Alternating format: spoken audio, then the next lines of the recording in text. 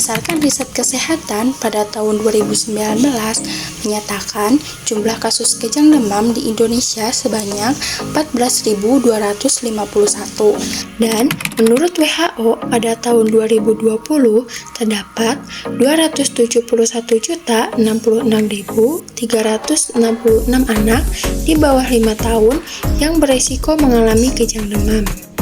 Kejang demam itu apa sih?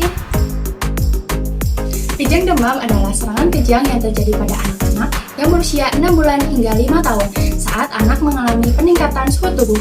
Gejala kejang demam yaitu: yang pertama, kenaikan suhu tubuh secara drastis hingga lebih dari 30 derajat Celcius.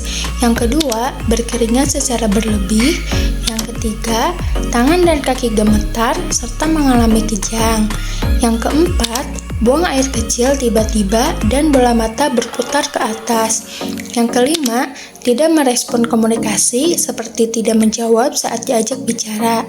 Dan yang keenam, pingsan atau kehilangan kesadaran terutama setelah kejang. Pencegahan kejang demam yaitu: yang pertama, pantau selalu suhu tubuh anak. Hati-hati jika suhu tubuh sudah melebihi 38 derajat Celcius. Yang kedua, berikan obat penurun panas seperti paracetamol sesuai dosis.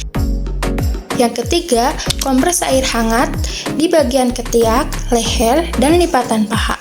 Yang keempat, berikan minum yang banyak untuk mencegah dehidrasi akibat banyak berkeringat. Yang kelima, hindari penggunaan pakaian yang berlapis atau selimut tebal.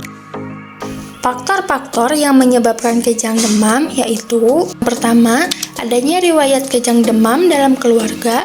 Yang kedua, kejang demam yang pertama kali terjadi saat anak berusia kurang dari 12 bulan.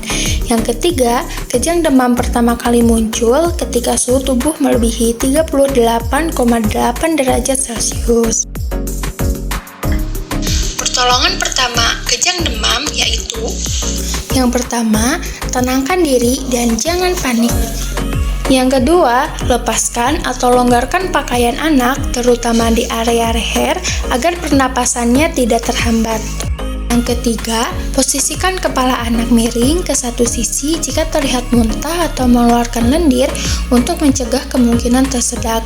Pastikan posisi kepala tetap miring dan lidah tidak menghalangi jalan napas.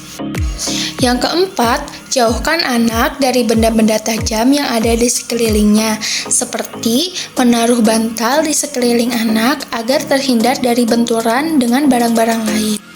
Yang kelima, hindari memasukkan benda apapun ke dalam mulut, seperti sendok, jari, dan lainnya. Yang keenam, berikan obat kejang yang dapat dimasukkan melalui anus. Biasanya, orang tua yang telah memiliki pengalaman dengan anak yang kejang demam akan menyimpan obat tersebut di rumah. Yang ketujuh, tidak perlu menahan kejang secara berlebih karena kejang biasanya akan berlangsung secara alami tanpa perlu intervensi.